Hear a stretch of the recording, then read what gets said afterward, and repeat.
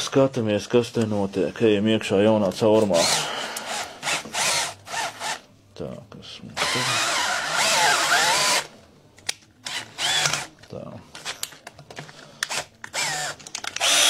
No magnēts pieskrūvās tā. Ja, tā tad ieskrūvēts pirmo reizi, viņš it kā ir stingri. Ja? Kas notiek, mums vajag pavilkt bišķi ārā.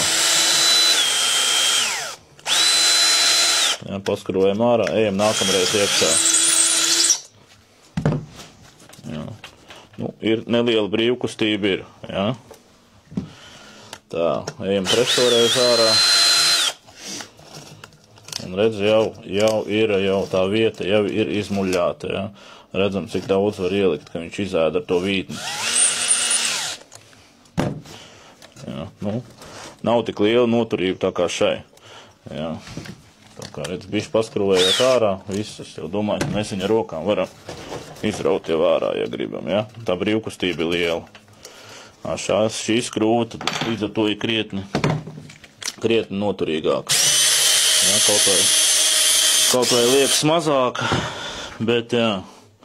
Bet ir noturīgi, tā kā mēs izvēlamies šo, skatāmies ar gāzbetonu, kas notiek. Ejam iekšā gāzbetonā. Tas ir vēl ierganājums materiāls. Ieskrūvējot vienreiz. Stingri turās, skrūvējam ārā. Ejam iekšā otro reizi. Arī stingri turās. Skrūvējam ārā.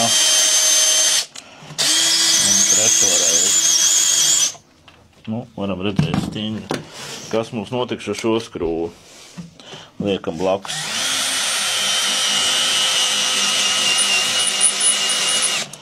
Pirmo reizi it kā diezgan stingri. Skrūvējam ārā. Jau redzam, kad ir saēdis diezgan. Liekam iekšā nākamreiz. Jau ir brīvkustība. Ņemam ārā. Un liekam trešo reizi, un te jau viņš ir jau tāds. Ir švaks, ja, līdz ar to redz. Otru paskrūvēsim līdz pusē, tiesai mēs varēsim, nevaram ar rokām izraut. Ar šo jau mēs varam gan iespraust iekšā, gan izvilkt. Paskrūvēsim vēl ārā, arī nevar ar rokām izraut, šo var. Tā kā redzam, starpība ir liela. Kaut aiz pašu skrūvu pastoties, nekas nav. Tāpēc ļoti svarīgi ir tieši šiem te ierganējiem materiāli.